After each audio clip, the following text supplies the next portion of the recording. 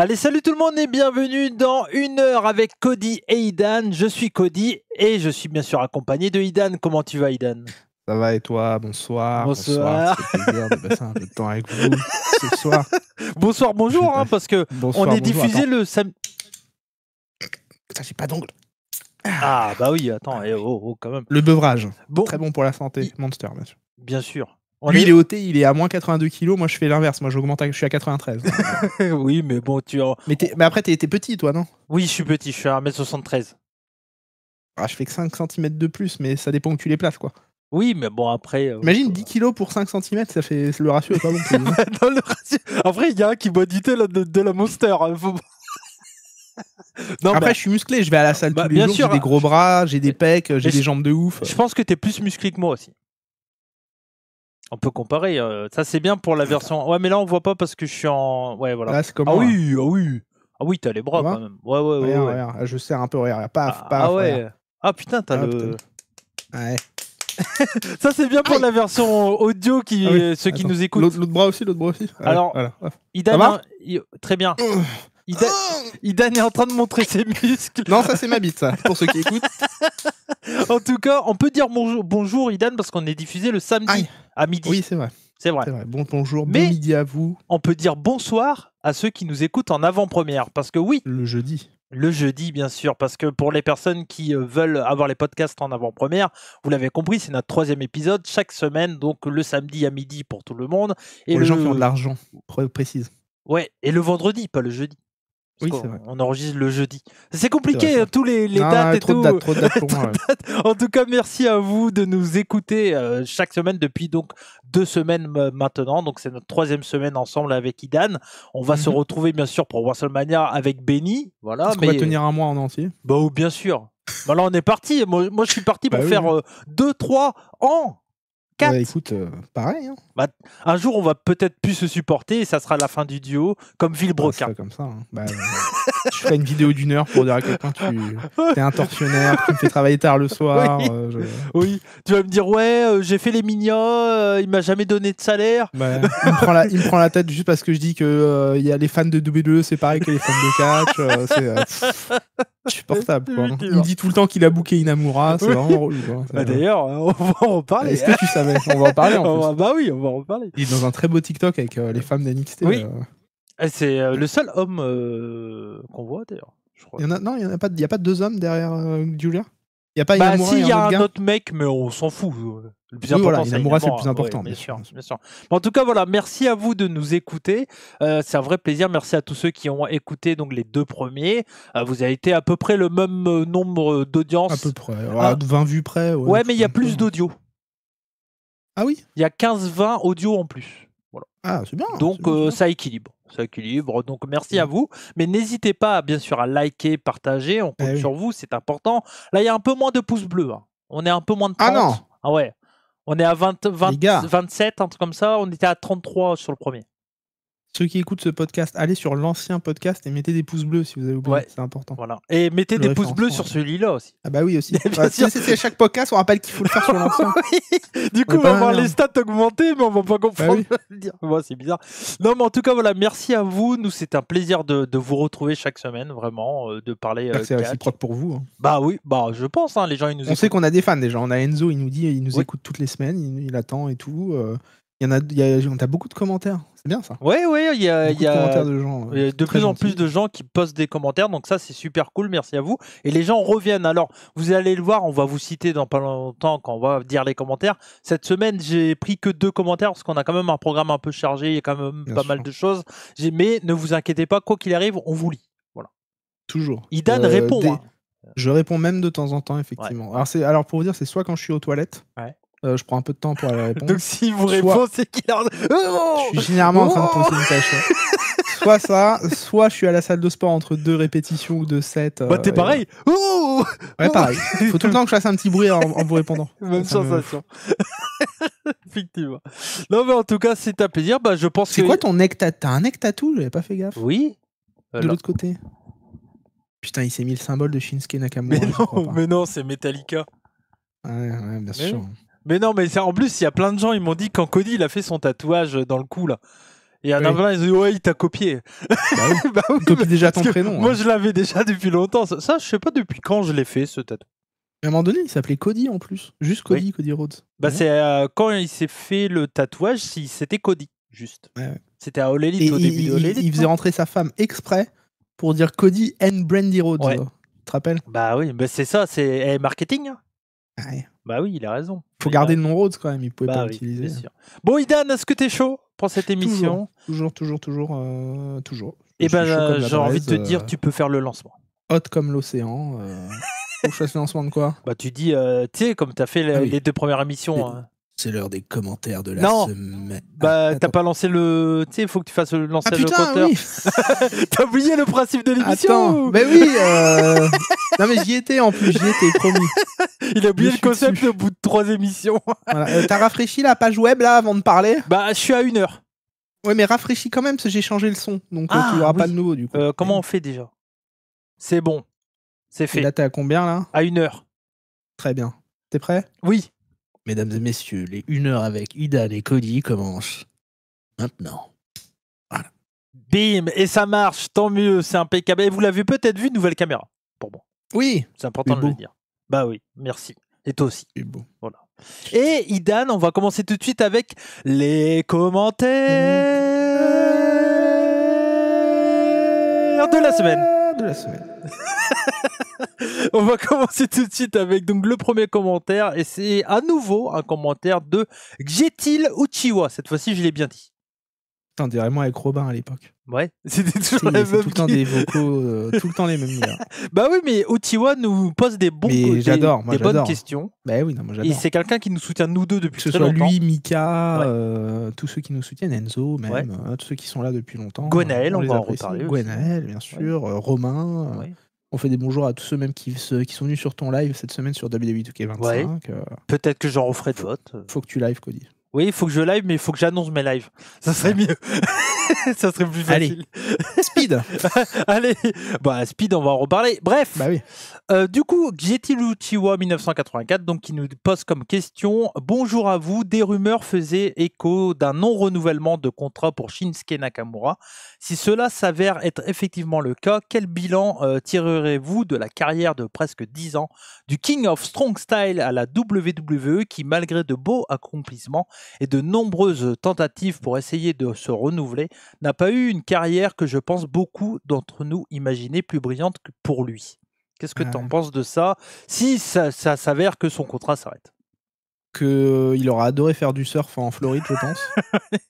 Et que, à part ses années à NXT et puis sa première année à aller à SmackDown, quand il va affronter Jinder Mahal à SummerSlam, tout ça machin, où tout le monde voulait qu'il gagne, mais il n'a pas gagné. Son match un peu nul contre Nakamura, enfin contre Styles à WrestleMania, qui a déçu pas mal de gens. Sa rivalité avec AJ Styles. Oui, sa rivalité, c'était des coups dans les couilles. Donc, basiquement. Et quand après Styles, il a une rivalité contre Samoa Joe qui est bien mieux avec Wendy. Joe, il gueule et tout, c'était trop bien. Mais non, bon. Il a quand même gagné le Rumble. C'est un japonais mal booké à la WWE, quoi, c'est pas nouveau. Alors, mal booké au point de vue du booking, oui, mais au point de vue de ce qu'ils lui ont donné, au point de vue des titres et tout, non. Il a mieux été booké sous Vince que sous Triple H, quand même. T'imagines?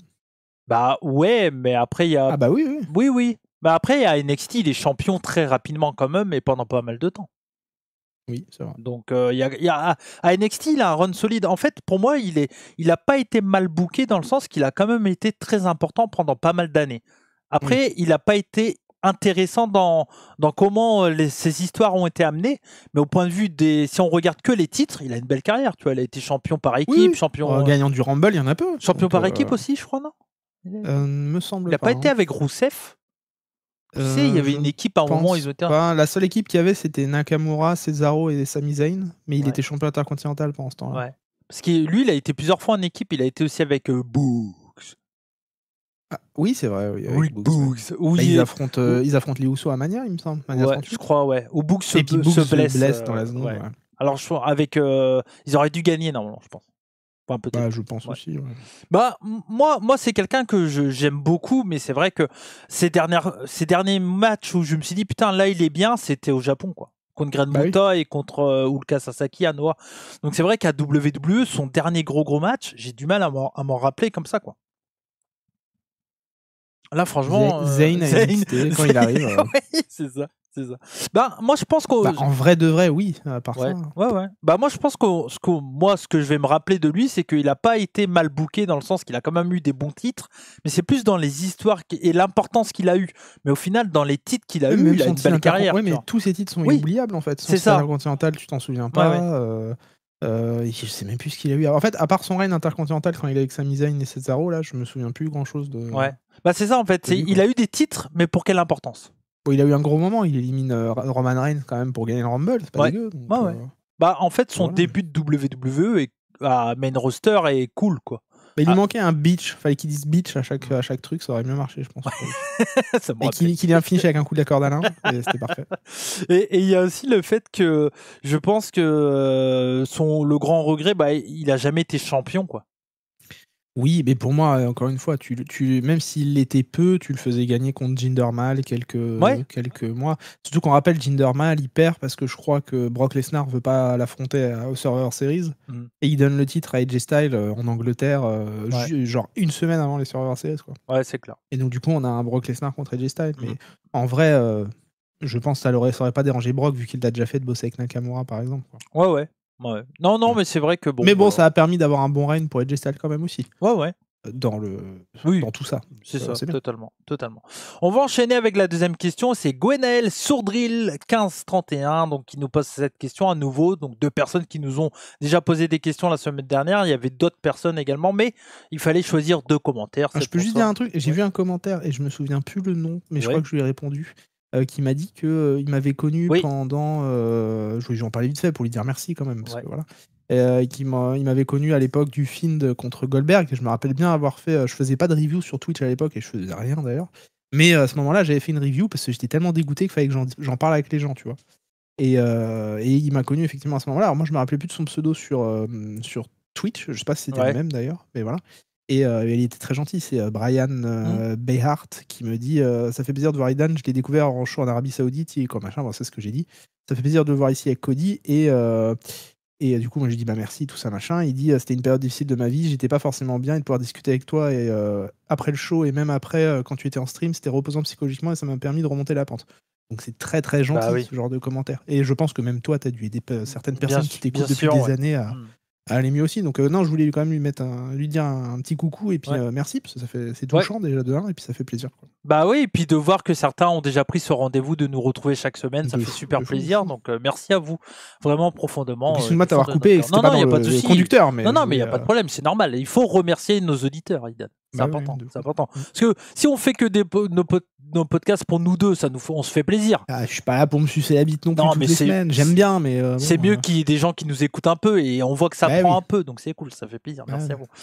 Donc du coup, Gwenaël qui nous dit quel plaisir de vous retrouver dorénavant chaque semaine. Merci à toi. Pensez-vous que Shawn Michaels mérite le titre de meilleur booker actuel? NXT c'est très bien, mais bof. En fait, pour moi, il y a un gros manque de star power chez les hommes. Bah oui. Alors, par contre, il peut avoir le truc où il book bien les femmes, ça c'est sûr. Je trouve que les femmes sont bien bookées là-bas. Mais oui, il y a un manque de star power, et même là, quand tu vois la fin d'NXT cette semaine, là où ils se battent un peu tous. Ouais, c'est un peu bon. Allez, il faut faire un truc, quoi. Voilà. Mais c'est vrai que après, là, on ressortait du show Roadblock qui était super, on l'avait dit. Hein. Et c'est vrai que quand on voit ça, on se dit, Shawn Michaels, c'est cool. Moi, pour le moment, NXT, je regarde depuis 3 semaines, là, je prends beaucoup de plaisir. Après, sur la durée, je pense que le booking Triple H c'est peut-être un peu plus fin. Après, c'est pas pareil parce qu'il y a un, il doit atteindre un public mainstream et l'autre, c'est le public NXT. Il peut se permettre de faire des trucs un peu. Je pense que Triple H écoute aussi un peu.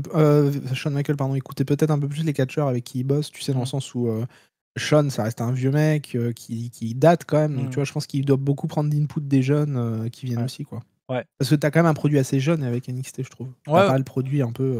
Tu vois, Triple H, c'est les mecs qui aiment bien les mecs comme Gunther, tu vois. Voilà, les gros champions qui durent longtemps, quoi. Mine de rien, il y a quand même pas mal de. Alors, comment ils appellent, de light heavyweight, comme ils disent sur Touquet. Oui, bien sûr. Tu vois, il y a pas. Hormis, il y a Obafemi. Voilà, il y a Obafemi, c'est gros monsieur. Mais sinon, le reste, c'est des light Tellement classe heavyweight. Obafemi d'ailleurs.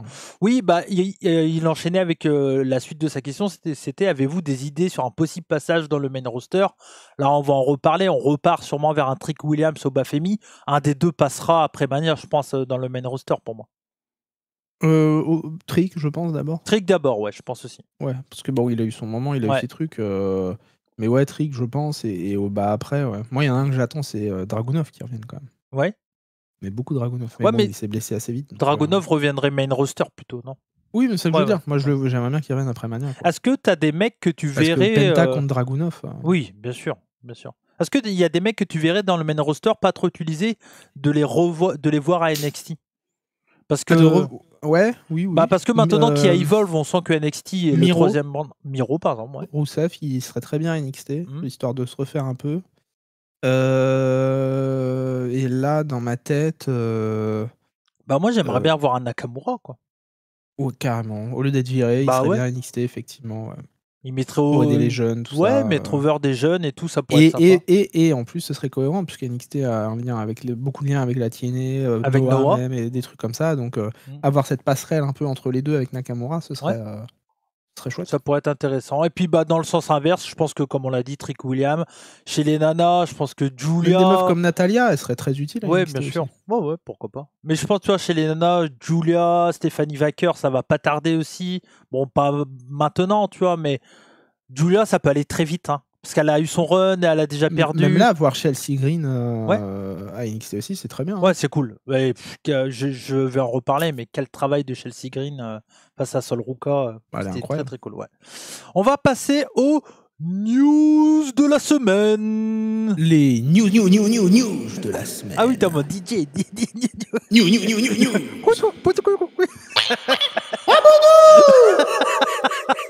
Et on va commencer par la première news, et c'est toi qui voulais nous en parler, Idan. Ah oui, il faut que j'aille dessus, du coup. Ouais, il n'y a pas de souci. Non, mais ça va, je m'en souviens. Ouais. JD from New York, bien sûr. Mon podcasteur de talent, qu'on en dise quoi que ce soit, il est numéro 1, donc écoute, c'est pas pour rien non plus. Il a énormément de monde sur ses podcasts. Il commande depuis 7 ans Hog, donc House of Glory. Avec Solar Monster, je crois un autre podcasteur. Est-ce que c'est la promotion d'Amazing Red, il me semble. C'est ça, ouais, exactement. Oui. Et donc du coup, il commande pour cette compagnie-là, parce que j'ai dit fédération, ça va pas te plaire, mais cette compagnie. Et donc Mercedes Moné avait un match contre Indy Hartwell il y a quelques jours. Et pour la première fois, il me semble, alors qu'ils ont beaucoup bossé avec l'AEW, ils ont soit Tony, on n'a pas, il a pas révélé vraiment quoi, mais en tout cas, soit Tony Khan, soit Mercedes aurait fait sûrement une pression, et du coup, il a été retiré des commentaires, je crois, si je dis pas de bêtises, juste pour ce match. Ça me en fait, si tu veux, je voulais en parler vite fait pour avoir ton avis aussi, mais ça me pose toujours un souci. J'ai l'impression que le catch, c'est l'un des seuls, tu sais, trucs du divertissement un peu / métier, / ce que tu veux, je sais pas, où je ressens qu'on peut pas vraiment critiquer. Tu sais, en fait, tu te fais tout de suite attaquer si tu oses critiquer quoi que ce soit. C'est très difficile de critiquer, oui. Et tout de suite, on dit faut pas oublier qu'il y a des personnes derrière. Bah, moi, si, en fait, j'oublie. Parce que le but de regarder du catch, c'est pas regarder ma tata Janine Ducoin et mon cousin qui vont se taper dessus, tu vois, c'est regarder des superstars et des acteurs qui jouent leur rôle d'acteur. Et bah, moi, quand je regarde un film et que je critique la performance d'un acteur, je l'attaque pas personnellement, le gars. Tu vois, je m'en bats les couilles. Après, toi, je vais faire le. Après, ils se prennent 12 000. Ils peuvent se prendre effectivement 12 000 critiques par 12 000 personnes différentes, tu vois. Donc, faut quand même avoir ce qu'on appelle en anglais, c'est une thick skin, tu vois. Faut avoir un bouclier, tu vois, une protection. Et il y en a certains qui sont peut-être aussi un peu fragiles mentalement, et c'est pas une insulte. Je le suis aussi. Beaucoup de gens peuvent l'être à certains moments de leur vie. Mais quand tu te mets dans la lumière comme ça, etc., ou autre, et surtout quand tu fais un métier comme ça d'art, entre guillemets, parce que ça reste de l'art, le catch, bah, faut quand même être apte à avoir des critiques. Et j'ai toujours un souci avec je finis juste là-dessus, j'ai toujours un souci avec des personnes qui gagnent des millions de dollars, qui sont millionnaires ou milliardaires même, qui mettent la pression sur parce que JD, ça reste un petit employé, quoi. C'est juste un commentateur, et qui disent en mode, bah non, toi, ton boulot, là, ce soir, tu le fais pas, tu vois. Ouais.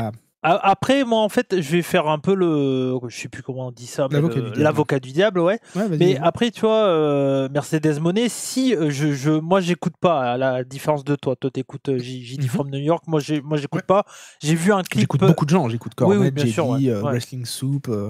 Bonjour à eux s'ils écoutent, s'ils essayent d'apprendre le français. Hello. Hi, Anthony. My heart goes to you, Anthony. Me too. Voilà, et beaucoup de moi, je suis vraiment dans la culture podcast américaine depuis des années, donc voilà. Oui, je les écoute. Donc, mais moi, tu vois, donc à ta différence, moi, je n'écoute pas du tout. Mais moi, j'ai vu des clips passer et ça a l'air d'être quelqu'un de très tranchant.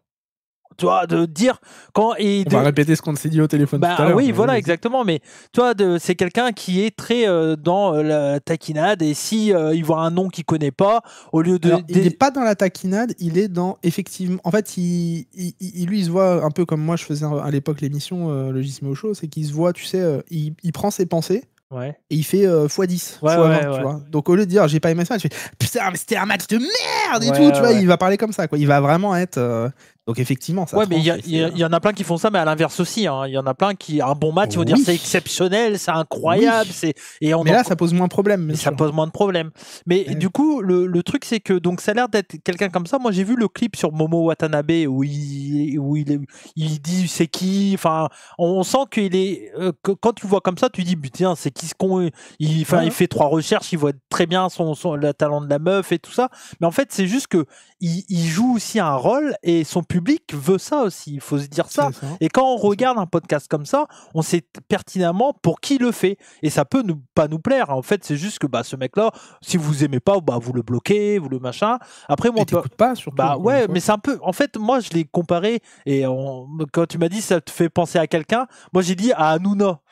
Mais ça me fait penser aussi à toi, parce que c'est vrai que toi, tu étais exactement comme ça. Mais en fait, c'est des mecs qui disent leur vérité à eux, comme toi, tu dis ta vérité quand tu donnes ton avis sur le catch, comme moi d'ailleurs aussi. C'est pour ça qu'on s'entend bien, parce que nous, on dit ce qu'on pense nous.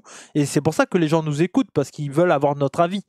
Et on s'est toujours dit un truc avec Cody, ce qu'on dit dans l'émission, ça reste dans l'émission, et puis après on est repotes. Tu vois, si on s'embrouille dans l'émission par rapport à du catch, derrière on s'en fout, quoi. On est pas en mode à pleurer. Non. Lui il va accueillir ses tomates, moi je m'occupe de ma fille, on fait chacun notre truc, quoi, tu vois. Mais après, moi je peux comprendre que certains ça les bloque et qu'ils veulent rien entendre de ce mec-là, parce que c'est vrai que quand tu le vois de l'extérieur, ce qu'il a dit par rapport à Momo Watanabe, c'est hyper. Mais il a dit des trucs que j'aimais pas. Tu sais, sur Alexa Bliss, il dit il trouve qu'elle a aucun talent, qu'elle est là juste pour son physique. Il dit des trucs un peu horribles sur les meufs aussi, bien sûr. Mais tu vois, sur Momo Watanabe, il prend de haut, c'est une japonaise, c'est machin. Tu vois, je comprends que. Dès que tu lui parles de Ring of Honor, par exemple, il dit mais j'ai rien à dire, personne regarde, c'est de la merde. Quand il parle du Japon, il fait je m'en fous de ce que Okada il faisait avec ses 3 PGU au Japon, tu vois, il parle vraiment comme ça. Donc effectivement, ça peut tendre certaines personnes qui sont fans.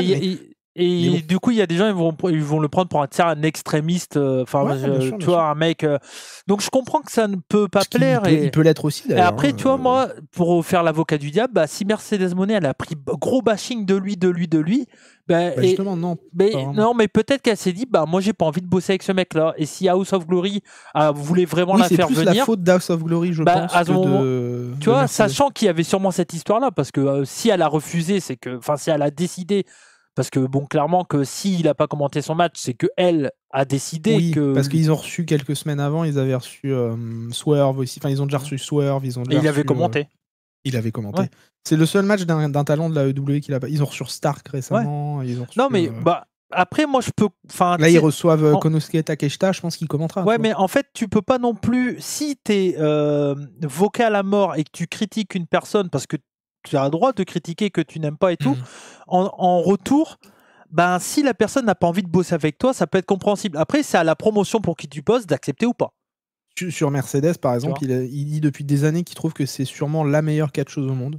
Donc tu vois, il lui suit. Enfin, tu vois, il y va quand même. Moi, je suis pas du tout d'accord avec ça, par exemple. Mais tu vois, lui, il dit que c'est la meilleure catcheuse au monde, etc. Et il trouve que par contre, elle apporte absolument rien à l'EW. Il trouve qu'elle est dans aucune storyline et il trouve qu'elle est, tu sais, qu'elle égrène le roster et qu'elle a des corps derrière elle. Après, Mercedes Moné, ça se sent qu'elle a un gros ego et que machin. Faut en avoir pour catcher aussi, pour être à son niveau, je pense. Non, mais en fait, c'est ça, c'est que. Mais c'est un mix de plein de trucs et je pense qu'en fait, le gros problème, encore une fois, et c'est un peu le même truc avec Hanouna aussi, comme tu disais, c'est que beaucoup jugent sans avoir vraiment regardé l'émission entière. Beaucoup prennent le clip qu'ils voient sur Twitter et hors du contexte. Pas comme Riolo, il y a un truc, je sais pas si t'as vu passer un truc sur Riolo là. Oui, Riolo, il est souvent pris hors contexte. Après, Riolo, ça m'empêche pas de penser que c'est un con aussi. Mais oui, mais Riolo est un peu comme ça aussi. Tu vois, le mec, il dit ce qu'il pense. Et après, il y a des trucs qui sont coupés. Et puis les mecs disent moi, je suis pas d'accord à 100% avec lui, mais sur ses analyses foot, c'est un bon mec, quoi. Mais l'empêcher. Mais tu vois, il y a personne qui va l'empêcher de travailler, Riolo. Non, mais il y en a qui veulent. Au truc. Ouais, bah oui. Mais moi, c'est dès que t'arrives à un truc où, en plus, c'est des millionnaires qui empêchent de bosser des gars qui gagnent pas non plus d'argent, tu vois. Après, moi, il y a mon petit côté de gauche qui se. Il ressort un peu, quoi. Non, mais je comprends, mais après, tu vois, le mec là, bon, ok, il a pas commenté le match de Mercedes Moné. Peut-être que ça le fait chier parce qu'il s'est dit, bah, j'aurais au moins commenté Mercedes Moné une fois dans ma vie. Tu vois, il aurait été sûrement content. Mais après, bon, ben, c'est la promotion aussi qui a accepté. Tu vois, sachant très bien. Et là, on est d'accord aussi que c'est un problème. Bah oui. Moi, en vrai, je suis une promotion. En vrai de vrai, hein, Mercedes Moné ou n'importe qui, pour moi, tu restes solidaire avec les gens avec qui tu bosses. Tu vois. Et pour moi, je pense que la promotion aurait dû dire, tu veux pas de lui, bon bah, on peut pas bosser ensemble. Quoi, ouais. Et c'est aussi effectivement la faute de la promotion. Après, tu vois, c'est Amazing Red, il est en lien avec All Elite. Enfin, tu vois, il y a plein de trucs. Je vais te balancer sous un bus, par exemple. À l'époque, quand tu avais dit que tu voulais pas bosser quand Marc Mercier venait à Rix, il me semble qu'il du coup il est pas venu, il est pas revenu en tout cas. Non, il est pas revenu. Voilà, parce qu'il voulait te garder en commentateur. Oui. Du coup, il serait revenu, il serait barré. Ah oui, je me serais barré. Oui. Donc ce serait un choix de la Rix. Oui. Tu vois. Donc oui, effectivement, il y a aussi un choix de la promotion qui se dit bah bon bah on va mettre de côté celui avec qui on travaille, quoi, tu vois. Je trouve pas ça non plus très cool. Non, non, mais en fait moi je suis un peu d'accord dans les deux parties. Je peux comprendre. Je comprends un peu. Mais je trouve ça intéressant. Et je voulais en parler aussi parce qu'il est dans la même position que toi, quoi. C'est un mec qui alors il a beaucoup plus de monde, mais c'est un mec qui faisait un podcast et qui commente aussi. Et donc du coup forcément tu te dis bon bah du coup est-ce qu'il est vraiment libre de dire ce qu'il veut dans son podcast, puisqu'au final ça peut aussi impacter son travail. Enfin, tu vois, il y a plein de trucs qui sont. Même si je parle pas catch français, j'ai quitté le monde des commentaires pour parler comme j'ai envie. Bah ouais. J'ai choisi cette voie-là, moi. Même si là actuellement je parle pas de catch français, donc en soi voilà. Mais peut-être que dans le futur on va reparler un peu de catch français, machin et tout. Faudra inviter Enzo pour ça. Moi, je suis. non mais peut-être que j'en reparlerai moi vidéo seule. Oui. Tu vois. Enfin, je me suis jamais interdit de reparler catch français, tu vois. Mais on verra. On a combien de temps là? On est à 40 minutes. Il reste 40 minutes. Il reste 40 minutes. Donc ça va. On va passer à la deuxième news et c'est l'heure de Speed. Speed. Parce que oui, il y avait la grande finale entre Ivar et Dragon Lee pour le titre de Speed, un match de 5 minutes. Et je l'ai regardé, Dan, pour toi. Et c'était un beau match. Et c'était un bon match. C'est un match qui a fini avec. On est dans les moments de la semaine ou les news là? Non, c'est les news toujours. C'est les news. Toujours. Tu me dis. Non, c'est les news. Là, j'avais peur de pas être bien. Non, c'est les news. Parce que Speed, c'est pas une chronique. C'est voilà. Ouais, ok. Parce que c'est Speed en même temps. Tout le monde s'en branle. Moi, je le regarde parce que il y a le podcast. Donc, Dragon Lee, toujours champion. Il a gagné son match contre Ivar. Il restait 1 minute 30 au chrono. Donc, c'était un bon match de 4 minutes. Hein, quand même. Pas mal. Enfin, 3 minutes. Attends, j'ai pas Dragon Lee qui bat Ivar? Oui, il a gagné en crucifix bombe. Avec un crucifix bombe. Derrière le tombé. Avec le poids d'Ivar. Voilà, et puis les jambes un peu maintenues, tombé, 1, 2, 3. Victoire de Dragon Lee. C'était un bon match, très cool à regarder, pas étonnant. C'est deux bons catcheurs. Dragon Lee représente très bien la division Speed. Et dès la semaine prochaine, ça va être la même, mais pour les femmes cette fois-ci, avec donc un nouveau tournoi. Donc entre 4 catcheuses, et la gagnante de ce tournoi rencontrera donc Candice LeRae, qui est l'actuelle championne. Les matchs, j'ai eu un accent bizarre. J'ai eu un accent bizarre. Les matchs, semi-anglais, les matchs, un peu japonais un peu. Donc les matchs, donc la semaine prochaine, on aura Sol Ruka contre Katana Chance. Ça risque d'être bien. Bon match rapide. Et de l'autre côté, ça donne moins envie. Michin contre Shayna Baszler. Pourquoi? J'aime bien les deux, moi. Ouais. Après, peut-être dans un match de 3 minutes, oui, pourquoi pas. Oui, ça va. Oui. En vrai, ça va sûrement finir par Baszler qui étrangle l'autre. Baszler contre Sol Ruka, moi je dis. Ouais, voilà. Parce que Sol Ruka, là, est un peu over avec ce qui s'est. Et je vois déjà un petit Soul Snatcher attrapé, tu sais, en soumission de Baszler et elle gagne comme ça. Oui. Ouais. Pourquoi pas. Mais en tout cas, Sol Ruka, je la vois bien prendre le titre à Candice LeRae. Pourquoi pas, ouais. C'est bien aussi de mettre des meufs en avant chez NXT. Ouais. Donc voilà. Troisième news, on va enchaîner rapidement avec une autre annonce. On avait parlé de Natalia qui allait à la NWA. Elle a été également annoncée du côté de Bloodsport. Et ce n'est pas la seule catcheuse de WWE à être annoncée pour le WrestleMania Weekend à Game Changer Wrestling pour Bloodsport. Il y a également Pete Dunne qui a été annoncé. Et il y a un match il y a une image qui a été faite contre Gabe Kidd. C'est faux. C'est pas une vraie image. C'est Tom Custom. Dommage. Oui, on aurait tous voulu voir Pete Dunne contre Gabe Kidd, mais Gabe Kidd travaillant à New Japan, j'ai des doutes que... Et à All Elite aussi d'ailleurs. J'ai des doutes que ça se fasse un jour. Ça, on n'y est pas encore. C'est bizarre, la GCW s'est fait énormément cracher dessus cette semaine parce qu'ils accueillent le tournoi WWE ID. Ouais. Et ils se sont fait cracher dessus en mode vous étiez une compagnie avant indépendante, là vous êtes des vendus à WWE. Bon, évidemment, tous ceux qui crachent dessus, tu vas sur leur profil, il y a marqué fan d'AEW à vie, quoi. Donc, bon. Mais ouais, ils se sont fait totalement cracher dessus parce qu'ils bossent avec WWE, quoi. Bah, c'est pas depuis une journée, hein. Ça fait très longtemps que Lauderdale, le propriétaire de Game Changer, dit qu'il s'entend très très bien avec Stephanie McMahon et tout ça. Donc voilà. Moi je trouve ça super pour Pete Dunne. Il va s'éclater, il va sûrement avoir un bon match. Moi j'en ai marre un peu du tribalisme et je trouve ça bien que tout le monde bosse ensemble. Oui. Tu vois, dans un monde rêvé, j'aimerais qu'AEW bosse avec WWE. Bien sûr, moi j'aimerais voir un match, surtout en Indé, voir un mec VVE contre un mec All Elite. Et oui. J'aimerais beaucoup. Bien sûr. On va enchaîner avec la 4e news. Beaucoup de news, hein, vous l'avez vu. Donc ce matin, il y avait lieu. On va parler. Dans les shows, il n'y a pas grand chose non plus à parler. C'est vrai. C'est vrai. On va parler un peu Japon, Idan. Eh oui. Eh oui. Pour et souffrance, tu peux pas changer le. Non, je veux pas m'emmerder. Non, mais on va parler un peu Japon parce que je vais quand même en parler de temps en temps quand il se passe des trucs importants. Et ce matin, il y avait la finale de la New Japan Cup, donc de New Japan Pro Wrestling. Et c'était donc David Finlay contre Shota Umino avec un Shota Umino chauve, tout chauve. J'ai vu. Rasé la tête. Il est un peu en transition, je veux dire, en transition. Transition de genre ou transition? Non, transition de personnage, peut-être un peu moins gentil, tu vois. On le reproche d'être trop babyface, machin, à la Tanahashi. Il Death Riders en même temps. De base, ouais. Mais donc là, il était le crâne chauve et ça n'a pas suffi encore la losing streak pour lui parce que c'est David Finlay donc qui a remporté la New Japan Cup 2025 et donc il va rencontrer Hiroki Goto pour le titre IWGP. Il y a quand même beaucoup de chances que David Finlay puisse remporter le titre, je pense. Ah ouais, ça y est, ils vont enfin aller. Je pense que c'est le moment parce que c'est Goto. Il y a déjà eu une rivalité entre les deux. Goto n'a jamais battu David Finlay. En fait, c'est soit Goto arrive enfin à battre David Finlay en défendant son titre, ou soit Finlay a toujours l'ascendant par rapport à Goto et qu'il va remporter le titre. Ça se peut aussi. Donc voilà. Après, ça fera un nouveau règne court. Est-ce qu'ils vont pas attendre la fin après le G1 Climax pour faire gagner? C'est-à-dire qu'il ferait 1 an avec Goto, j'ai du mal à le croire aussi, ça, tu vois. Donc bon, on va voir. Mais en tout cas, David Finlay, nouveau challenger pour le titre IWGP. Et on va terminer, Idan, avec la dernière news, avec la tournée européenne, une nouvelle tournée européenne dans l'année 2025. Hein, Road to Clash at Paris. ouais. Et donc pour l'événement donc Clash in Paris, il y aura donc à nouveau une tournée européenne avec à nouveau un Raw et un SmackDown en live pour nous à 20h, ça fait plaisir. Et encore Lyon des Signes. Et voilà, et le retour à Lyon des Signes pour SmackDown cette fois-ci. Voilà. Oui, on avait déjà eu SmackDown aussi. Ouais.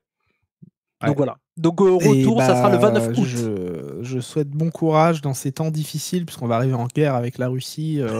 Avant, on va recevoir des petits trucs en mode survie, tout ça. Ouais. Ne dépensez pas tout votre argent pour aller à Raw, Clash in Paris et SmackDown. Hein. Là, t'imagines, sur 3 jours de suite, l'argent qui va devoir être dépensé pour aller fans de catch.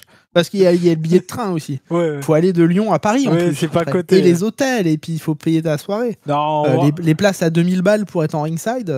Bon, en vrai, c'est pour aller faire tous les shows. Vu aussi, ils vendent des places pour passer un moment avec au Hall of Fame avec Triple H et Lex Luger. Ah ouais, 8500 € je crois la place. Ça va. Pour passer un moment avec 10 000 pour Hulk Hogan. Oh, mais ça va être sold out, toi. Ah ouais, tu penses? Bah, bien sûr. En tête à tête, c'est des VIP, il n'y en a pas beaucoup. Hein. Non, mais bien sûr, oui, il y en a 10. Oui, c'est sûr et certain qu'il y en a qui vont vouloir voir. Ouais. T'imagines, tu peux parler à Hunter. Tu peux parler à Hulk Hogan. Mon cœur est à toi. Ouais. Ah bah tu viens avec un t-shirt MAGA avec des petits logos d'Elon Trump. Pas d'Elon Trump, d'Elon Musk. D'Elon Trump, c'est pas mal. On va enchaîner, Idan, et tu sais avec quoi on enchaîne après ça? Avec le moment de la semaine, bien sûr. C'était pas mal ça. Et les moments de la semaine. On essaie de changer. Bah oui, non mais t'as raison, il faut. Et on va donc parler très très rapidement de SmackDown qui a eu lieu donc le 14 mars, la semaine d'avant. 12 000 notes pour Raw, SmackDown, j'en ai 3. Donc c'était à Barcelone, en Espagne, premier show en Europe pour cette tournée. Donc public très chaud. Ouais. Et rapidement, show assez oubliable la première heure, vraiment booké comme un house show. Pour moi, j'ai noté, c'était très très oubliable, avec un six-man tag, etc. Mais pour moi, le moment le plus important, entre guillemets, s'il faut trouver un moment important dans le show. Jeff Hardy, le retour. Pourquoi Jeff Hardy? Tiffany. Ah oui. Pourquoi Tiffany? Jeff Hardy. Ah oui, la stage. Oui, ouais, c'est pas on en est loin. Elle rate même 12 fois Charlotte sur 2 moonsaults différents quand même. Elle passe à... Tu vois, Charlotte, elle est là, le moonsault, il est là-bas. Hein. C'était pas ça le moment de la semaine pour moi. C'était pas ça. Pour moi, c'est un peu par défaut, c'est le main event, le match pour les titres par équipe de la WWE, DIY contre Street Profit. Ouais, comme tu le dis, surprise. Qu'est-ce que tu as pensé du match La surprise. Ouais. Le match est fade, hein. Bah ouais. Mais en fait, c'est triste parce que Non, en vrai, oui et non. En fait, je trouve que tous les matchs étaient plutôt corrects ce soir-là. Ouais. Mais c'est ça, en fait, on est dans le correct. Ouais. J'ai quand même 2 matchs qui m'ont un peu plus plu. Mais le main event, j'attendais beaucoup de choses. J'ai trouvé ça bien, c'est classique en fait. Il y a le Gunter Axiom qui est très bon. Ouais, bah voilà. Mais tu vois, pour rester sur le main event, le match est cool, mais j'ai trouvé ça quand même un peu... Ouais, en fait, on voyait le truc arriver, quoi. Voilà. Ah bon, tu trouves? Bah en fait, moi, je pensais que DIY allait conserver jusqu'à Mania au moins. Ouais, mais dès qu'ils sont en Europe, ils se sentent obligés de changer un putain de titre par équipe. Titre féminin ou titre WWE, mais il y a un qui change à chaque fois. Donc, après, voilà, ils vont quand même partir, je pense, sur un gros match à plusieurs parce que du coup, là, vous l'avez peut-être vu hier, mais Street Profit a défendu sûrement le titre contre. Oula, faut parler dans le futur là. Parce que nous, on enregistre le jeudi soir. Oui, donc, mais ce vendredi pour nous. Contre les Pretty Deadly. Contre les Pretty Deadly. Ou les Los Garza. Pretty Deadly. Pretty Deadly. Oui, oui, parce qu'ils ont gagné un match pour être champion numéro 1. C'est ça. Donc voilà. Mais bon, ouais. Et donc vous avez vu la magnifique victoire des Pretty Deadly d'ailleurs en Italie. Nouveau champion. Nouveau champion. Et alors cette confrontation entre Roman Reigns, Seth Rollins et CM Punk, waouh. Je sais pas quoi dire sur cette promo. C'est vrai que Roman sera à Bologne. Et oui, il s'est décidé de venir travailler un petit peu. En bref, à SmackDown, donc il y a eu un six-man entre la Bloodline et Jimmy Uso, la Bloodline contre Jimmy Uso, LA Knight et Strowman. La guerre continue entre Fatou et Strowman. Et un peu solo aussi, du coup. Un peu solo. Est-ce que ça va aller à Mania? On ne sait pas trop encore. On verra. S'ils veulent faire un solo Fatou, il faut qu'ils commencent à construire un petit peu. Parce que là, à part les petites tensions qu'on sent entre les deux, là, ça part plus pour un Strowman Fatou que... Non, moi je pense plus qu'on va avoir un LA Knight contre Jimmy, contre Fatou à WrestleMania pour le titre US. Ah, peut-être. Je pense. Oui, ça se peut. Avec Solo qui coûte le titre à Fatou. Oui, c'est vrai, parce que Jimmy avait un peu cherché au début LA Knight pour le titre. Effectivement. La feud continue entre Charlotte et Stratton, mais c'est vraiment oubliable. Oh là là. C'est vraiment... J'avais tu m'as envoyé un message. C'est fou, elle a changé beaucoup dans sa carrière, Charlotte. Bah tu vois, Charlotte, c'est la seule. Alors encore une fois, je veux le préciser parce que va avoir les gens du camp du bien qui sont très tolérants qui vont venir nous parler. Mais Charlotte, bon, tu regardes des vidéos sur sa carrière, chaque vidéo, tu es obligé de prendre une loupe pour voir qui tu regardes, parce qu'il y a quand même du changement. Mais évidemment, on se doute bien que ça vient peut-être d'un problème par rapport à la vision de son physique, etc. Ou alors juste, elle s'aime bien comme ça, et tant mieux. Mais en tant que fan, j'ai le droit aussi de voir que son physique a un peu changé, quoi. Bon, c'est pas très grave, mais voilà. Peut-être aussi la vieillesse, hein, d'ailleurs. Le sport aussi à haute intensité, il y a plein de trucs. J'ai montré à mon frère Charlotte à Barcelone, parce que j'étais en repas de famille, mais j'avais un petit œil sur SmackDown, et je dis à mon frère, Ludo, regarde, c'est Charlotte. Il me fait, oh putain, elle a quel âge maintenant? Au moins 45 ans. Oui, non, mais ma meuf m'a dit exactement la même chose. Non, elle a mon âge. ma meuf m'a dit, non, mais attends, Charlotte, on est d'accord, elle a la cinquantaine. Je fais, tu rigoles. Je lui ai dit, bah non, elle a la trentaine. Elle m'a fait, elle a 35, non 34. Et après, je lui ai dit, attends, regarde, je vais te montrer des photos de Ric Flair quand il était jeune. Et oui, Ric Flair faisait déjà vieux aussi quand il était jeune. Donc, bon. C'est tête de Les cheveux n'aidaient pas non plus. Ouais. Mais, pour moi, les deux bons matchs. Mais la rivalité, excuse-moi, on s'en bat les couilles. C'est terrible. Hein. Et puis Tiffany, je l'aime bien, mais elle a pas... C'est terrible à quel point en fait elle a un micro de merde. Elle a un micro pas ouf, elle a pas de dimension sur cette feud. Pour moi, les deux matchs qui étaient vraiment cool, il y a le Orton contre Carmelo Hayes. Je te recoupe encore une fois parce qu'on va rester un peu sur Tiffany, mais Bifab, j'aime bien. Hein. Bifab, il y a un délire. Il y a un truc. Pas forcément in ring, mais je trouve en termes de charisme, moi je trouve qu'il y a un petit truc. Il y a d'autres. Je trouve qu'il y a un petit truc. Ouais, surtout que quand je vois Evolve, le nombre de blacks musclés qu'il y a, enfin ils en ont d'autres en stock est clairement meilleur quoi. Vraiment que Bifab. Écoute, laissons-lui sa chance. Ouais. Correct. Bon bah on va voir. Donc t'as l'air je suis vraiment Bifab vraiment elle me fait ni chaud ni chaud quoi. Ni chaud. Orton contre Carmelo Hayes, donc pour moi c'était un très bon match. Très bon. Orton super encore une fois. Et Hayes a vraiment été cool. Il a voulu punt Hayes à la fin, mais KO est arrivé. Pas pour sauver Hayes. Des deux RKO. Ouais. Avec le joueur de football là, que je connais pas, qui a l'air d'avoir kiffé sa vie. Yamal. Lamine Yamal. Ouais, incroyable. Hein. Genre 17 ans, de ce que j'ai vu, il joue bien. Je suis pas très footeux, moi. Mais non, mais c'est le nouveau gros joueur de Barcelone. Et encore une fois, on voit que la WWE attire tout le monde. Quoi. Bien sûr. Et également donc Gunter contre l'Espagnol Axiom, donc A-Kid à l'époque. A-Kid, ouais. Qui avait fait une apparition quelques jours avant ou quelques heures avant dans une autre fédération indépendante là où il avait commencé. Quoi. Mais sous le nom A-Kid. Oui. Et pas en tant que Axiom. Mais en tout cas, c'était cool. C'était vraiment, vraiment un très très bon match entre Gunter et Axiom. Ils s'étaient déjà affrontés à NXT UK. Voilà, pour info. Oui, c'est vrai. Avec Gunter, joueur du grenier obèse. Quoi. Oui. Ouais. Et A-Kid sans masque. Oui. Mais c'était un très très bon match, vraiment très cool. T'oublies quand même de parler de deux petits trucs vite fait. On a une vignette pour Rey Fenix. Oui, c'est vrai. Et oui, qui du coup bizarrement va être à SmackDown peut-être plutôt qu'à Raw, parce qu'ils n'ont pas diffusé la vignette à Raw. Donc, mais je pense que c'est pas plus mal de séparer. Je trouve ça très bien. Vraiment laisser Penta tranquille pour l'instant. Bah oui, il est en train de prendre son truc. Pour moi, tu fais un King of the Ring tournament comme ils vont faire en Arabie Saoudite, et là tu fais peut-être un petit Penta contre Phoenix, histoire de, tu vois, en mode c'est des frères, ils s'affrontent pour la première fois à WWE, ça peut être rigolo. Quoi. Et on a eu ça. Oui. Pas les Four Horsemen, mais avec un peu de fumée. On a eu un signe 4 dans une vignette. Ouais. Et ouais. Tu l'as pas vu la vignette ? Non, j'ai pas vu la vignette. Bah, t'as une vignette avec beaucoup de fumée comme ça, un symbole avec un chiffre 4 comme ça. Ouais. Ça veut dire quoi ? Alistair Black. Ah oui. Bah oui. Okay. Et pourquoi 4 ? Alors il y a beaucoup de rumeurs. Alors en fait, quand tu te rappelles quand Black il faisait son personnage de Dark Father avant de partir. Et les promos dans le noir et tout là. Ouais, la dernière promo qu'il y a eu, c'était marqué chapitre 4. Ok. Voilà, donc bon, ça peut être un signe. 4, ça fait 4 ans que Alistair Black est parti de la WWE. Ouais, ok. Ça peut être ça aussi. Et 4, sinon, ce serait pourquoi pas le 4 avril, qui est le 4e mois de l'année. Est-ce que ce serait pas le 4e membre de Judgment Day ? Possible, on ne sait pas. C'est ça. Mais en tout cas, la vignette était à SmackDown. On est d'accord, s'il se rajoute, ça fait 4 pour le moment. Bah non, parce que mais chez les hommes, quoi. Bah non, t'as JD, Damien, JD, Dominique, Carlito, Finn Balor. J'ai essayé de trouver un à moins que si c'est 4, t'enlèves Finn Balor et voilà, tu mets... peut-être. Ah, oui.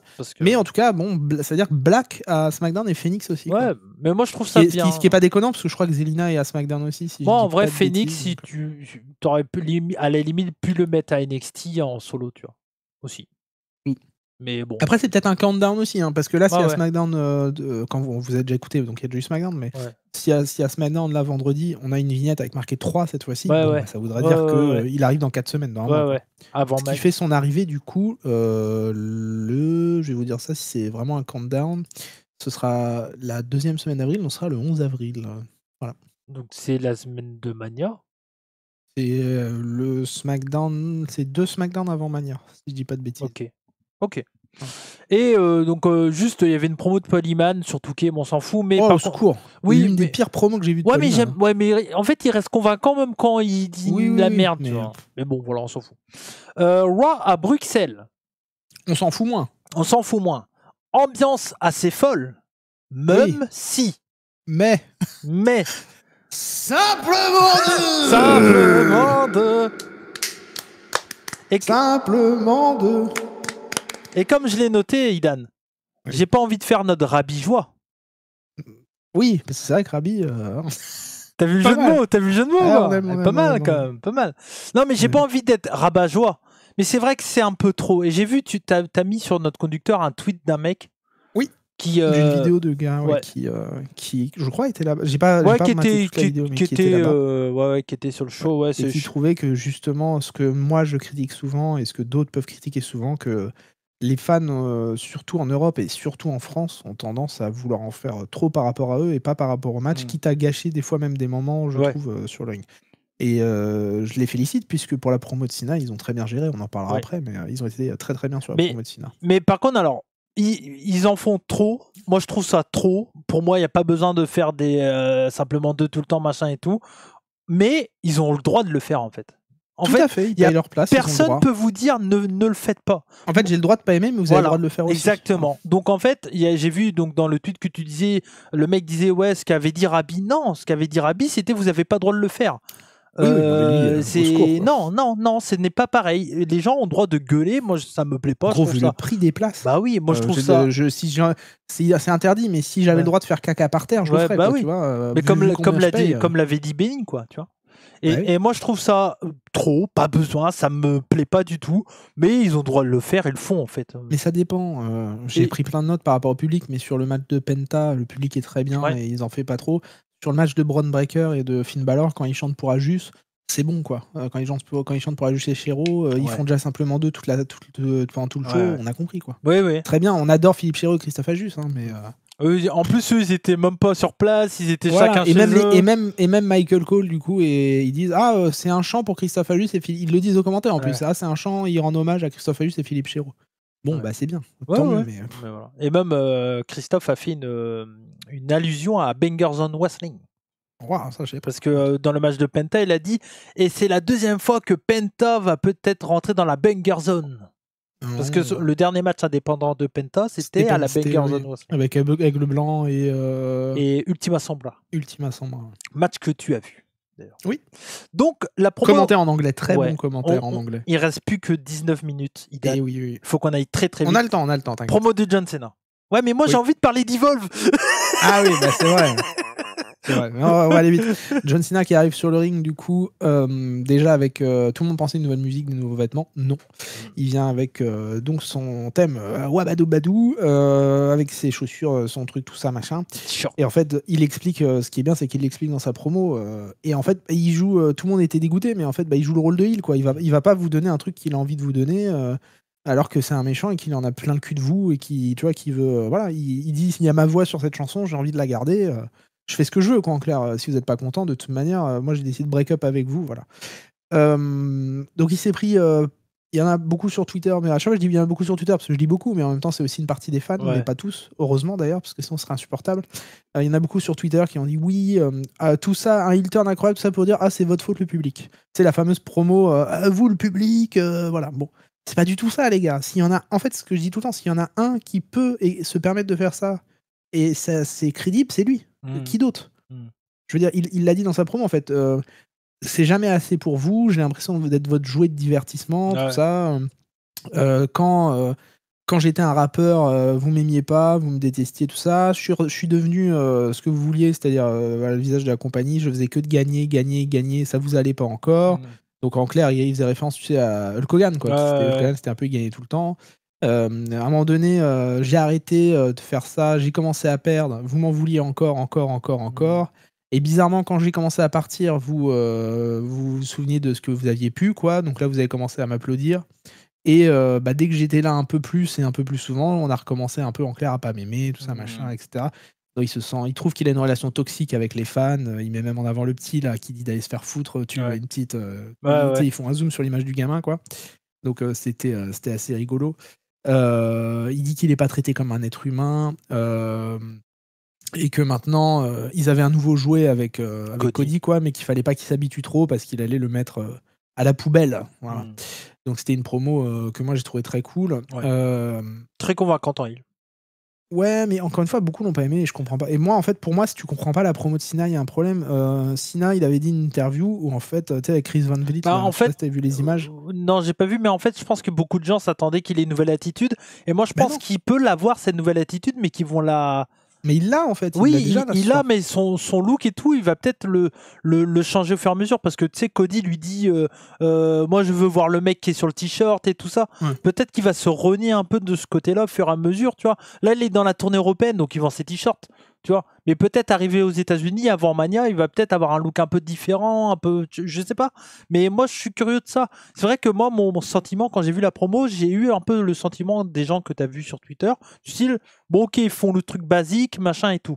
Mais par contre, après, comme tu dis, moi j'ai compris, oui, c'est ça, c'est que il a tourné le dos au public et qu'il a dit, bah, en fait, moi je suis comme je suis, j'ai jamais changé, ça vous plaît pas, bah, de toute façon, je reste comme je suis, point, quoi. Tu vois. Oui, ça. Et il y a eu 2 vidéos, moi, qui m'ont surpris. C'est comme il dit, il avait fait une interview très rapide, je te le dis vite fait, hein, pour Ouais. qu'on aille vite, mais il avait fait une interview avec Chris Van Vliet où il dit, Chris Van Vliet, tu dis, mais du coup, en 2012, t'étais à quoi de turn, quoi? Mm. Tu sais, avec sa feud Ouais. avec The Rock. Et il devait turn heel. Vince, à un moment, il a dit, non, mais il dit, j'étais à ça. Et du coup, il dit, mais qu'est-ce que tu ferais si t'étais heel, quoi? Et Vince, et Cena, il dit, bah, en fait, je prendrais qui je suis, je resterai qui je suis, mais bah, au lieu de travailler, je travaillerai moins. Vous me Mm. verrez moins. Mm. Au lieu d'être loyal, je serais déloyal. Au Mm. lieu de. Tu vois, en fait, il ferait l'inverse de son Ouais. personnage et des valeurs qu'il prenait. Il dit, bah, je serais un malade, quoi, parce que Mm. je serais totalement l'opposé de ce que je vous ai montré pendant des années. J'ai vu la promo de Bray Wyatt, tu sais, et Cena à WrestleMania Ouais. 30, je l'ai vu aujourd'hui, là. Où Cena, il dit encore une fois ça. Il dit, oui, moi, je suis loyal, je suis gentil, je suis là Mm. pour tout le monde. Et Bray Wyatt, il dit, t'es un menteur, t'es là que pour ta gloire, que pour ta personne. John Cena, il reprend ça aussi, tu vois, il va Ouais. dedans dans sa promo de heel. Et dernier petit truc aussi très rapide, c'est que j'ai noté un peu plus tard, c'est que je pense que Cena, en fait, dans son personnage, il est jaloux. Parce qu'après avoir gagné le titre, et que tu sais, en WrestleMania 21, après avoir gagné le titre, tu sais, le public était un peu derrière lui, mais ils ont commencé à le huer alors que c'était un face, tu vois. Mm. Et il est jaloux de Cody parce que Cody, ça fait 1 an qu'il gagne le titre. Et Ouais. Cody, t'as pas des Cody Sucks, des Non, c'est machins, clair. tout ça, machin. Mm. Tu vois ce que je veux dire? Ouais, ouais. Il y a le côté, pourquoi lui, vous êtes sympa avec lui comme ça, et pourquoi avec moi, vous avez été horrible alors qu'en Ouais. fait, on est pareil. Cody, il est mis en avant autant que moi à l'époque, il gagne tous ses matchs, tu vois. Pourquoi le public Ouais. s'est pas retourné contre Cody, quoi. Non, non, mais je suis d'accord avec Et toi. tu vois, il y a ça aussi, Ouais. je pense, qui joue là-dedans. Le seul, et 2 points négatifs pour moi, et parce que bah, je te dis ça, parce qu'après, on va aller Ouais. vite sur le reste, mais 2 points négatifs pour moi, c'est que. Enfin, négatif, il y a 2-3 semaines encore. Donc, il n'a pas adressé pourquoi il était intéressé par un 17e titre. Ouais. Et il n'a pas parlé de pourquoi il aurait vendu Ouais. son âme à The Rock et Ouais. quel rapport il a avec The Rock, du coup, et Mm. tout. On a Ça va 2-3 semaines venir. encore avant Mania. On a le Il, temps. il revient, non, en Angleterre, il est là, non, il n'y a pas ça. Oui, il est là Ouais, ouais. là, il est là à Raw, il est Prochain là au Raw. Raw d'après, Donc, il est là dans ça va certains se... SmackDown, on a le temps Ouais, de le ouais, voir, hein. ça va se reconstruire. Et justement, pour le public, ils ont bien joué parce que ils auraient pu. Excuse-moi, ils auraient pu faire un petit rototo que j'ai pas pu couper. J'étais en pleine phrase. Ils auraient pu faire la facilité de le huer, tout ça, Ouais. machin. Mais enfin, de l'applaudir, mais non, Ouais, ils l'ont hué, non, tout non, ça. ça a été très bien. Le seul truc qui m'a dérangé, c'est John Cena à la salope. Parce que je trouve ça nul, Oui, ça sert à rien. ouais. Mais bon, après, Ouais. c'est du catch, on fait un peu Ouais, ce qu'on ouais, veut aussi. ouais, ouais. Toi, t'en as pensé quoi, du coup, vite fait, du coup Non, moi je suis d'accord avec toi. J'ai eu au début ce sentiment-là du style, ouais, ils font la facilité. Mais après, oui, après avoir rematé un peu pris, enfin, j'ai pas rematé, mais après avoir réfléchi un T'en peu, souvenir un peu, hein. je me suis dit, oui, effectivement, en fait, il va rester ce qu'il est. C'est juste qu'il a décidé de tourner le dos aux fans parce qu'il en a ras le cul. Et que voilà. Et je pense que ça va s'expliquer au fur et à mesure. Et même Ouais. son changement d'attitude, ça va venir au fur et à mesure, je pense. Donc, Et vraiment, tout dernier petit truc, c'était ça le clip dont je voulais te parler. Survivor Series, ouais, où il fait équipe avec The Rock, où il affronte R-Truth ouais. et The Miz. T'as un truc dans son DVD où il dit, ça vous fera plaisir, vous voyez, je travaille pour vous, où il dit, tu sais, t'as une sorte de vignette backstage, mais qui est filmée pas pour la télé, mais qui est filmée pour son DVD, tu vois. Ouais. Et t'as le mec qui lui fait, putain, Sina, Sina lui demande, on a vendu combien de t-shirts aujourd'hui? Et Sina, il dit, le mec lui dit, 20, on est à 20% des ventes, c'est toi qui es en tête. Et du coup, le mec dit, en fait, tu veux rigoler, Dwayne, donc The Rock, il est à 15% ce soir. Mm. Et Sina, il est en mode, mais. Enfin, tu sais, limite triste, tu vois, il est en mode, mais putain, je comprends pas. Ils m'ont hué dans toute l'arène Ouais. et je suis premier des ventes ce soir, genre, je Ouais. comprends pas, tu vois. Et tu le sens limite triste de se dire, putain, ils m'ont. Enfin, il le dit, il fait, je Ouais. comprends pas, en fait. Ouais. Ils me huent, mais ils achètent mes fringues, quoi. Donc, Non, bah, c'est. alors qu'il était top babyface à ce moment-là. Mais oui, mais ça, c'est le problème du catch, c'est que les gens adorent huer les heels. Mais du coup, Huer ils les sont faces, tu veux fans. dire. Enfin, non, oui. Mais tu sais, quand t'as un bon heel, il y en a plein aussi qui adorent les heels aussi. Tu Oui, vois. oui, bien Mais sûr. oui, mais oui. effectivement. Messina, tu sentais que ça le touchait, donc je pense qu'il tape, tu sais, là-dedans pour Tu voyais le nombre de mecs qui avaient le t-shirt de Senna, la casquette et tout. Enfin, tu vois, ça marche, quoi. Bon, on va aller très très vite sur le reste parce qu'il reste 12 minutes. Bon, je sais que tu voulais parler de Jey Uso, on en reparlera la semaine prochaine. Je pense que. Si tu veux. Il reste combien? Moi, j'ai 22 minutes. Moi, j'ai 12 minutes. 12? Bah, pourquoi j'ai 22? Bah, je sais pas. D'accord. Bah, je sais pas. Ça doit être toi, on va prendre foi sur toi. Ouais. Non, mais vite fait pour Jey, tout le monde lui crache dessus. J'en ai un peu marre. Si à l'époque il y avait Twitter, Rey Mysterio n'aurait jamais été champion parce que tout le monde aurait dit des trucs casse-couilles. Pensez aux enfants avec qui il fait son entrée, tout le monde le kiffe. Les gosses, ils s'en battent les couilles qui botchent son spear ou son machin là. Stop quoi. Le public, il va être... et c'est ce que j'ai mis sur Twitter très rapidement, mais le public, il va kiffer quand il va gagner le titre à Mania parce que il y a que vous sur Twitter qui cassez les couilles avec Jey. Tout le monde dans l'arène l'aime bien. Et tous ceux qui cassent les couilles, ils achètent rien en général, ils achètent aucun produit, ils sont juste smarteux, relous quoi. Vous avez le droit, hein, mais bon. Mais non, mais il suffit de voir les t-shirts hits, l'ambiance qu'il y a, l'entrée avec les lumières. Et on va te dire, oui, bah alors vous trouvez ça normal de donner le titre à un mec nul? Mais les gars, vous oubliez la carrière de Jey Uso déjà, de 1. Il a fait des très bons matchs. Et de 2, les gars, on a eu Great Kelly en champion, Goldberg, Jinder Mahal, faut que je vous ressorte la liste. Non, moi je suis bon, quoi. Il va avoir le titre 3 mois, il va perdre à SummerSlam, et puis c'est tout. Et ça va pas être un long champion, Jey Uso. J'ai juste vite fait, j'ai très aimé la promo de Seth Rollins aussi. Ouais, je la trouvais un peu inutile parce que c'était juste au final, c'était juste dire je suis à SmackDown. Quoi. Oui, mais bon, j'aime bien son attitude. Moi, j'adore Rollins. Je trouve qu'il est trop cool. Voilà. Et Baylor a perdu son match pour le titre intercontinental avec un Misko avec Dom. Ça sera encore qui le traite de serpent. Penta qui a un très bon match contre Kaiser. Mais Penta, faut qu'il passe à autre chose parce que depuis qu'il est arrivé, quand même, il a tourné avec Gable, Pete Dunne et Kaiser. Donc il y avait l'histoire avec il allait rejoindre Judgment Day ou pas. En fait, il a attaqué Dom. Et dernier truc que j'aime pas trop, c'est que Triple H copie un peu sa construction qu'il a eu à WrestleMania 20 avec Michaels et Benoît. Il le fait avec Io Sky, Belair et Rhea Ripley qui signent le contrat. Rhea Ripley qui passe pour une gamine. D'ailleurs, c'est ce que Charlotte lui a dit dans une promo. T'es qu'une enfant de toute manière, il y a quelques semaines encore à SmackDown. Et Rhea là qui agit comme une gosse.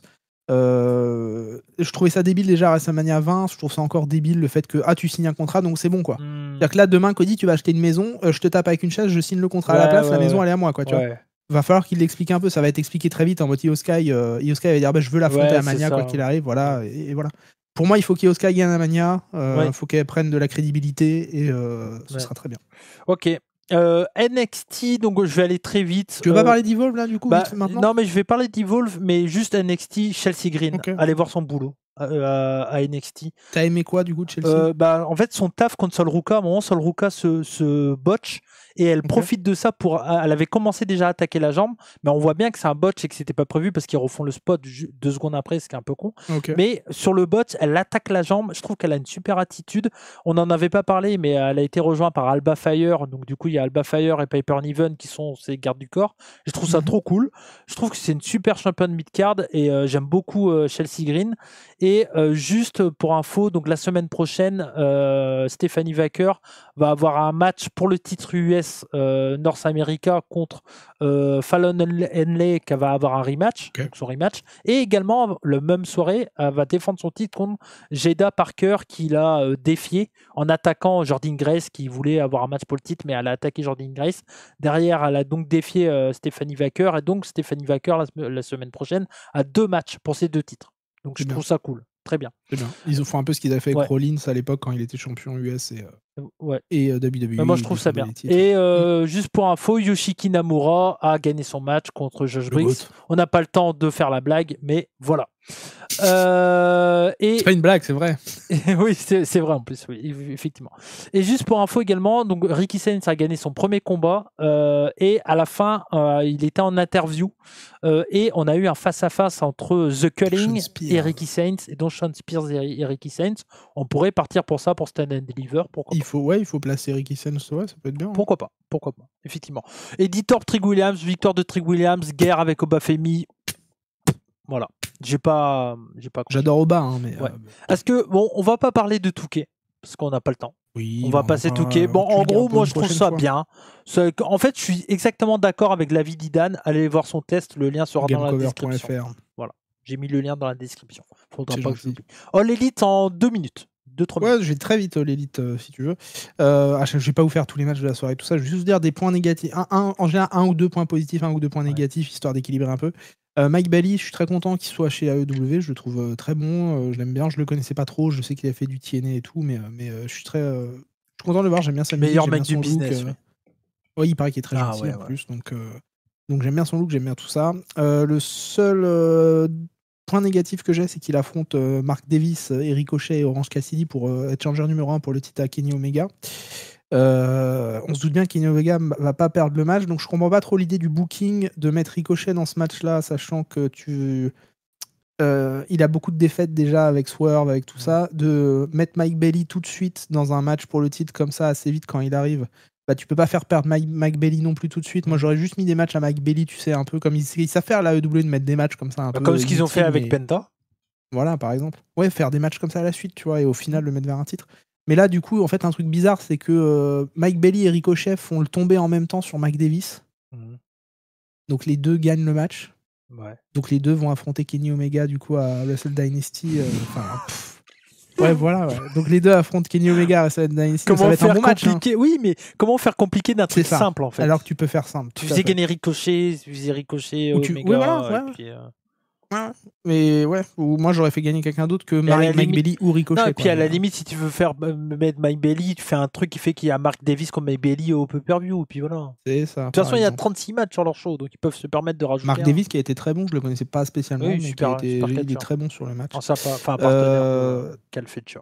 Très vite aussi, ils font venir Billy Starks, une meuf de Ring of Honor qui, je crois, a été entraînée par Athena. Ouais. Il y a eu une guerre avec Athena. Voilà, tu te doutes qu'en fait c'est juste pour faire venir Athena, qu'on n'a pas vu depuis quasiment 2 ans à Dynamite, pour lui faire perdre son titre contre Mercedes, que Mercedes allait une nouvelle ceinture en plus, et après pourquoi pas, je pense, mettre Mercedes contre Toni Storm, parce que les deux n'ont jamais interagi entre elles. T'as quand même 2 meufs qui se disent être la tête du business AEW, ils n'ont jamais eu aucune interaction ensemble, donc je pense qu'ils vont vers ça, et je pense que Monet va remporter tous les titres. Ça va être, voilà, donc bon, après on aime ou on n'aime pas. Et dernier truc que je voulais parler, Will Ospreay toujours génial, hein, moi j'aime bien Will Ospreay, il est bon, hein. John Moxley contre Cope, quoi. J'ai vu le spot. Tu l'as vu, ça y est. C'est débile. C'est Moxley, quoi, et c'est un mec deathmatch, hein. C'est un mec CZ, hein. En fait c'est pas mon souci avec ça, c'est que j'en ai vu beaucoup qui disaient oui c'est violent, c'est dégueulasse, tout ça machin. Moi c'est même pas ça mon problème. Moi la violence dans le catch ça me dérange pas spécialement. On en a eu. C'est l'intérêt de le faire ça dans Weekly. C'est l'intérêt de le faire. En Weekly déjà de 1, il n'y a pas vraiment de story entre les deux. La story a pu la merde, même avec les Death Riders. Le titre ça fait depuis octobre qu'on l'a pas vu, il est dans la mallette, donc vraiment tu perds quand même la signification de gagner le titre, vu que tu le vois pas, tu le perds un peu. Même s'il y a toute une allégorie en mode le gagnant qui battra Mox, il va enfin délivrer le titre, il va. Bon, ok, super. Et moi, le spot, en fait, tu vois, voir McIntyre saigner parce qu'il y a toute la rivalité qui fait que avec Punk, voir MJF et Punk se mettre sur la gueule dans le dog collar match là et qui saignent tous les deux, c'est assez violent d'ailleurs, c'est top. Là, vraiment, c'est un truc en weekly. Il n'y a pas une grosse feud entre les deux. Je pense que ce spot. Ça, il camoufle le manque d'intérêt. Il camoufle le manque d'histoire et le manque d'intérêt avec des gros spots. Exactement. Tout à fait. Ouais. Et tu vois, j'avais pas trop aimé. J'avais pas trop aimé. Le match était bon, mais j'étais pas très fan de tous les spots un peu hard qu'il y avait eu dans les Young Bucks avec Sting et Darby Allin. Mais au moins, il y avait une histoire. Tu vois, c'était la retraite de Darby. Enfin, c'était la retraite de Sting. Il y a Darby. Il y avait des. Oui, bientôt. Mais voilà. Mais ouais, j'ai pas été fan du spot. Je trouve ça un peu inutile. Et Moxley, je trouve, cache le manque d'histoire intéressante qu'il a par tout le temps des trucs un peu hardcore comme ça. Du coup, et puis il y a tout le truc avec FTR aussi qui vient et qui se turn un peu contre Edge. Tu sens qu'il y a un turn qui commence à arriver, qui vient de nulle part parce que FTR était là pour aider Edge pendant leur feud avec les Death Riders. D'un coup, les Death Riders ont disparu, ils ont catché un peu beaucoup à Collision, mais tu les voyais plus vraiment avec Edge. Là, ils reviennent. D'un coup, il y a Dax qui est pas content parce qu'Edge a perdu, enfin Cope, pardon. Et tu sens les rumeurs veulent que Christian commence à faire un turn face.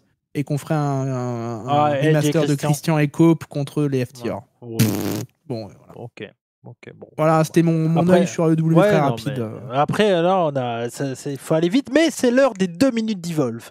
Les 2 minutes d'Evolve. Donc dans cet épisode de Evolve, donc Evolve numéro 3, toujours 45 minutes, toujours sur YouTube, dans cet épisode il y a beaucoup de matchs, beaucoup de nouveaux catcheurs et on commence également à revoir certains catcheurs qu'on a vus à l'épisode 1 ou 2. Donc voilà, je trouve ça intéressant, on commence à mettre en place vraiment des storylines. Pour commencer dans les storylines, on a eu une promo avec Kaylee Ray. Donc, je te l'avais dit, elle avait reçu une enveloppe. Il y avait une phase un peu heal, ouais. Elle avait reçu une enveloppe, on ne savait pas ce que c'était, de Wendy Choo.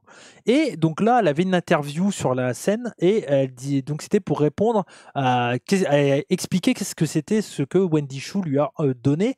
Et en gros, elle dit que vu elle a envie de se montrer à Evolve, elle a envie de grandir dans l'échelon de WWE et qu'elle n'a pas l'envie et pas le temps de s'occuper de Wendy Choo. Et donc, elle prend le papier et elle l'écrase et elle le jette, comme ça. Tu vois, le jette. Tu sens qu'ils vont pas s'arrêter là non plus. Ouais, voilà. Elle le jette. Et quand elle le jette, t'as la musique de Wendy Choo qui arrive et derrière, t'as l'écran. Et t'as en gros écran les yeux de Wendy Choo comme ça qui regardent comme ça. C'est un peu flippant. Et donc là, elle a un peu peur et tout. Et il y a celle contre qui elle avait perdu le combat, que j'en ai parlé, j'ai plus son nom. Tatum Praxley ? Non, la petite contre qui elle avait perdu dans l'épisode 2, j'ai oublié le nom. Sais pas. Qui vient et qui dit à Kaylee Ray, et au début elle lui tape sur l'épaule, Kaylee Ray veut la frapper, et en fait elle vient et puis ils vont en backstage. Tu sens que ça va continuer avec Wendy Choo. Je trouve ça bien, ils construisent un truc plutôt cool. Voilà. Également, main event, on avait Luca Crucifino de la famille de Tony Angelo. Cappuccini. Donc, il a gagné contre Javier Bernal, qui est le premier catcheur colombien. Footballeur, ça. C'est le premier catcheur colombien à la WWE. Voilà, signé WWE, premier catcheur colombien. Et à la fin, Stéphanie Wagner, c'est pas une colombienne aussi ? C'est une chilienne. Ah, ok. Et à la fin du combat, on a Kenny Carver et Harlem Lewis. Donc, je t'avais dit qu'ils s'étaient confrontés la semaine dernière. Et là, à nouveau, ils se confrontent. Et en plus, tu as Luca Crucifino, qui est aussi un grand gabarit. Donc, sûrement qu'on aura un triple duel des grands gabarits, peut-être. Et j'en ai pas encore parlé, mais je voulais en parler. On va un peu dépasser, mais tant pis, parce que ça me fait mourir de rire. Il y a à chaque fois, dès qu'il y a un mec qui rentre, donc il y a une présentation vidéo et il y a également une présentation écrite pour expliquer un peu qui est le catcheur. Les présentations, ça me fait tellement penser aux présentations des mecs qui venaient dans Next. Tu sais, l'émission Next, la télé-réalité, où il y avait des gens dans les bus. Okay, Sophie, elle aime les poissons rouges. Sophie a 50 ans, elle adore se mettre des bâtons dans la chatte et elle aime les poissons rouges. Ah, il est l'heure d'aller se faire enculer. Son putain. Il est pas encore l'heure. Je finis Evolve. Pas encore tout de suite. C'est quoi ça? Putain, ça sort d'où cette merde? Écoute, je t'en trouverai toujours. Mais t'as raison. Non, mais tu feras toujours plaisir. J'aurai toujours ce petit gâteau croustillant à la fin. Voilà. Donc du coup, et là, par exemple, il y avait une nana. Donc c'était Ace Jameson qui s'est pris un squash contre Kali Armstrong, je t'ai dit la nana black musclée, meilleure que Bifab déjà, je trouve. Attention hein. Kali Armstrong, tu vas voir quand tu vas découvrir Kali Armstrong, tu vas dire oui, elle est meilleure que Bifab. Il y a pas de... bon. Et donc du coup, il y a Ace Jameson, elle arrive et il y avait marqué elle aime la fête et elle a pris son style de Kesha et elle est fan de Dennis Rodman. Tu sais, c'est vraiment c'est Next quoi le truc. Et puis en plus avec la voix il manque le bus. Ace Jameson, elle aime la fête, elle a appris son style de Kesha et elle est fan de Dennis Rodman. Voilà, c'est exactement ça. Et il y avait un autre gars, Tate Wilder, lui c'était un cow-boy de 5e génération et c'est un ancien footballeur. Voilà, mais à chaque fois je me marre parce que en fait tu sens qu'ils essayent de trouver des gimmicks. Mais en plus, c'est des gimmicks faits de leur réalité parce que le mec, c'est vraiment un cow-boy. Il fait du rodéo depuis 5 générations dans sa famille. Mais c'est tellement des personnages de Next, ça me fait rire, quoi. Et ils en abusent beaucoup. C'est très gimmické, vraiment. Et le show était comme les deux premiers, c'était sympa. Ça me fait plaisir. On a vu les frères Kofi catcher. Kingston et puis. Non, Gallus. Donc. C'était les frères Kofi King. Joe Kofi et Mark Kofi. Voilà. Ah oui. Donc voilà. Il catchait contre Jordan Oasis et Sam Holloway. Oasis qui fait une collab avec One Piece là récemment. Et Oasis, is good. Et Oasis, très bon groupe de rock aussi. Aussi également. Les frères Gallagher. Big time. Et juste donc Kali Armstrong, je t'avais dit donc la nana, c'est une élève de Booker T. Hein? C'est pour ça que, tu vois, elle est musclée. On a Roxane aussi, en vrai, élève de Booker T. Ouais, non, il forme très très bien. Qui c'est il s'occupe de Zila Fatou en ce moment, Booker. Ouais, mais il y a un autre mec, je crois, qui est aussi un élève de... Je sais plus. Et le Oasis, il est formé par Rikishi. C'est un mec il n'y a pas Pete Dunne qui a ouvert une école. Je vois pas un clip en ce moment de Pete Dunne qui apprend des trucs à des talents. Ça se peut. Non mais voilà, c'est ce qui termine ce Evolve, mais c'était très sympa encore une fois. Voilà. Ouais. Donc voilà, c'est ce qui termine cet épisode, Idan. Bah merci à toi. Magnifique. On a été très vite sur. Je vais encore t'envoyer le timecode là, parfait. Ouais, non mais incroyable. Je pense qu'il faut qu'on se bloque sur un commentaire. Mais oui les gars, on fait encore le. Ouais. On shape encore le truc, quoi. Mettez plein de commentaires, mais dites-vous que ça sera peut-être pas vous dans le podcast parce que on va, au point de vue timing, faudra qu'on prenne moins de temps sur les commentaires pour plus de temps dans les Raw, SmackDown et tout, je pense. Encore une fois, ça dépend. On va vous lire. On a parlé aussi. Ouais, après peut-être s'il y a vraiment 2 bons commentaires, on mettra les 2. Mais... oui, bien sûr. Mais voilà, mais il faut qu'on aille vite. Bon, en tout cas. Après, en vrai, je trouve ça bien de pas passer 1000 ans sur All Elite, quoi. Oui. Tu vois, je dis ce que j'aimais bien, je dis ce que j'avais vu que j'aimais pas. Et puis, chaque semaine, il y aura ton retour sur All Elite. Eh oui, bien sûr. Ouais. Je sais que les gens adorent mon avis sur All Elite. Les gens, ils adorent. Tu vois, cette semaine, j'ai dit que j'aimais bien Mike Bailey. Ah oui, non, mais t'as dit des bons trucs. Moi, et j'en profite vite fait, Ricochet, il est le plus important qu'il n'a jamais été. En vrai, au moins, il a un personnage, il fait des promos qu'on aime ou pas, mais bon, au moins, tu vois, ils font des trucs, quoi. Ouais. Non, mais je suis toujours pas fan. Moi, je suis l'homme d'Evolve, toi, t'es l'homme de All Elite. Hein, c'est bien parce qu'on parle vraiment de 2 petites fédérations de développement. Et je trouve ça super. C'est le même niveau. À peu près. Les 2 te permettent d'aller à NXT, en fait, donc c'est pas mal. Les 2 sont très gimmickés. C'est vrai. John Moxley adore les clous, a une femme blonde, a 2 enfants, a un enfant et a arrêté l'alcool. Faudrait que je te montre les trucs, c'est vraiment next. Moi, il me manque juste la VF de la meuf qui parlait comme ça. Oui, elle parlait avec une voix très fluette. Genre, Cristalline, elle adore sucer les tubs. Hein. Super. Elle aime les boutons noirs et elle adore éclater les boutons noirs. Ça, il y en a eu plein des meufs. Elle se filme tous les soirs sous la douche en écoutant du Britney Spears. Hein. C'était Camoulox le bordel. Elle aime prendre des bains toutes nues. Waouh. Oui. Un jour, un canard est entré dans sa toche sans faire exprès. Oui, super. Merci. Evolve. Ouais, c'est clair. Bon, en tout cas, merci à toi, Idan. C'était un vrai plaisir. On va se retrouver la semaine prochaine, bien sûr, même date. Mais d'un côté, je trouve ça bien qu'on ait cette petite frustration des fois d'être pressé par le temps, tu vois. C'est comme ça. Ça nous force à être efficace. Bah ouais, il faut. Je dis pas qu'on l'est tout le temps, mais on essaye. En tout cas, merci à vous de nous avoir suivis. Vous voyez, il y a des efforts de caméra, il y a des efforts de micro. Bon, ça, c'est le début. Et Cody, ça fait longtemps que Cody, je le vois pas autant dans les podcasts à fond comme ça. Ah oui, je suis bien. Là. Parce que rappelez-vous que l'année dernière, juste on termine là-dessus, mais l'année dernière, il avait tout abandonné. Hein. Ouais. Il faisait juste vite fait pour Oresu et encore pas tout le temps. Il faisait plus de live, il faisait pas de podcast hebdomadaire, on faisait que des podcasts mensuels vite fait. Je faisais pour Oresu tous les semaines. Voilà. Pour France. Mais bon, en fait. Mais t'as vu le taf que ça donne comparé à là, le plaisir? En fait, là, il y a le plaisir de. Je regarde le show, mais après, j'ai ma discussion avec mon pote. Parce que là, tu vois, j'avais la discussion tout seul. Bon, je parlais à mes viewers, mais bon, voilà. Mais, il manque Benny. Mais Benny revient une fois tous les 2-3 mois. Dans nos cocoros. Bien sûr. En tout cas, merci à vous. On se retrouve la semaine prochaine. C'était Cody et Idan, comme on dit chez moi et chez nous. Maintenant, si on peut le dire. Soyez curieux, bien sûr. Bah oui, ciao. Et la télé, c'est que de la télé. YouTube, c'est que YouTube. C'est ça. Enlevez pas notre chaîne. Hein.